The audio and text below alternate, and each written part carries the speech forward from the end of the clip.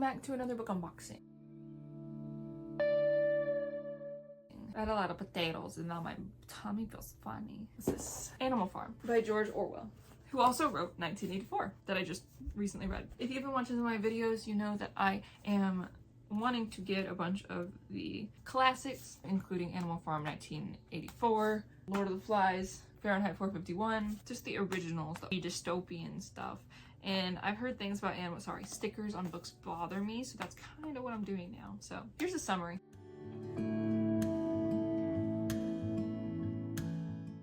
All animals are equal, but some animals are more equal than others. I had that quoted on my Instagram at one point in my bio because I was sick and tired of some of the things going on, because rules for thee, but not for me. I'm sick of it. I'm so sick of it, which is another reason. Hello, I'm reading these books because it explores those things. And if I can read these and then review them or bring them to somebody's attention and they can read them and more people start reading these classics and they start opening their eyes and realizing, oh, this stuff is freaking really happening, wouldn't that be amazing? Like, give Hunger Games all the grief you want, but Hunger Games is amazing, and it has the love triangle isn't even in the beginning. It's all about the elites. Freaking, oh my gosh, I can't handle it. I'm excited to read this one too. It's also short. This is a 75th anniversary edition, so it's a little wrinkled. Authorized edition, the Orwell estate. Oh hey, guess what? George Orwell is a pseudonym for Eric Belair. That's a cool name though. He was born in Bengal and educated at Eton after service with Indian. That's cool. Ooh, that's a different language. No, it's not. Okay, let's see. It's a fairy story. What does that mean? Introduction by Thea Albrecht and afterward by Russell Baker. Yeah, I don't know those names. Okay, I'm gonna read a little bit of it. Chapter 1. I'm excited. Mr. Jones of the Manor Farm had locked the hen houses for the night, but was too drunk to remember to shut the pop holes. I read poop holes, but that's pop holes.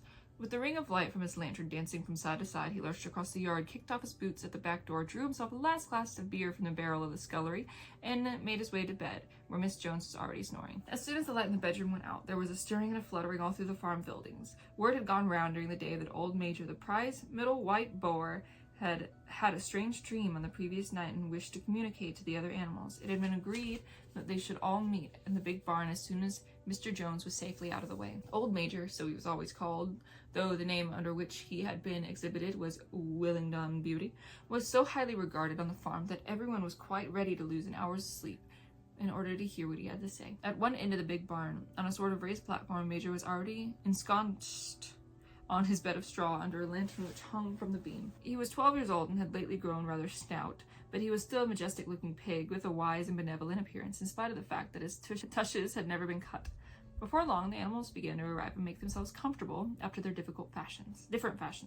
First came the 3 dogs, Bluebell, Jessie, and Pincher, and then the 3 pigs, who settled down on the straw immediately in front of the platform. The hens perched themselves on the windowsills, the pigeons fluttered up to the rafters, and the sheep and cows lay behind the pigs and began to chew the cud.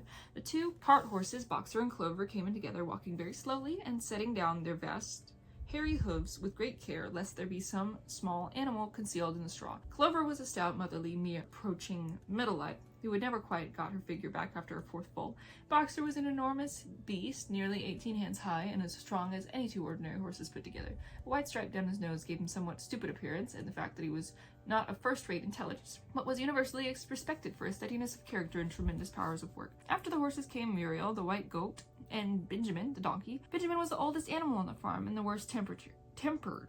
He seldom talked, and when he did, it was usually to make some cynical remark. For instance, he would say that God had given him a tail to keep the flies off, but he would sooner have had no tail and no flies. Alone among the animals on the farm, he never laughed. If asked why, he would say he saw nothing to laugh at. Nevertheless, without openly admitting it, he was devoted to Boxer. The 2 of them usually spent their Sundays together in this small paddock behind the orchard, gazing side by side and never speaking.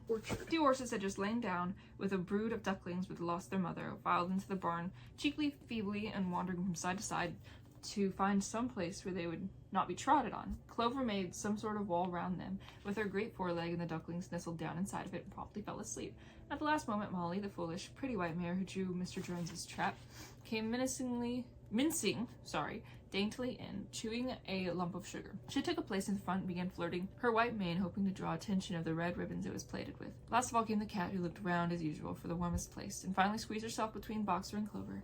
There she purred contentedly through the major speech, throughout Major's speech, without listening to a word what he was saying. All the animals were now present except Moses, the tame raven, who slept on a perch behind the back door. When Major saw they had all made themselves comfortable and were waiting attentively, he cleared his throat and began. Comrades, you have heard already about the strange dream that I had last night, but I will come to the dream later. I had something else to say first. I do not think, comrades, that I shall be with you for many months longer, and before I die, I feel it is my duty to pass on to you such wisdom I have acquired. I have had a long life. I have had much time for thought as I lay alone in my stall, and I think I may say that I understand the nature of life on this earth as well as any animal now living.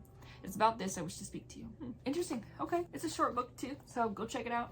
Animal Farm by George Orwell. I know this is one of the classics. People read it in school. I didn't get to, but of course I did move around a lot. Go check it out. Tell me what you think. Have you read it? What do you think about it? Did you pay attention in school, or did you pretend that you read it? No, but let me know what you think and go check it out. Thanks for watching, and I'll see you in the next one.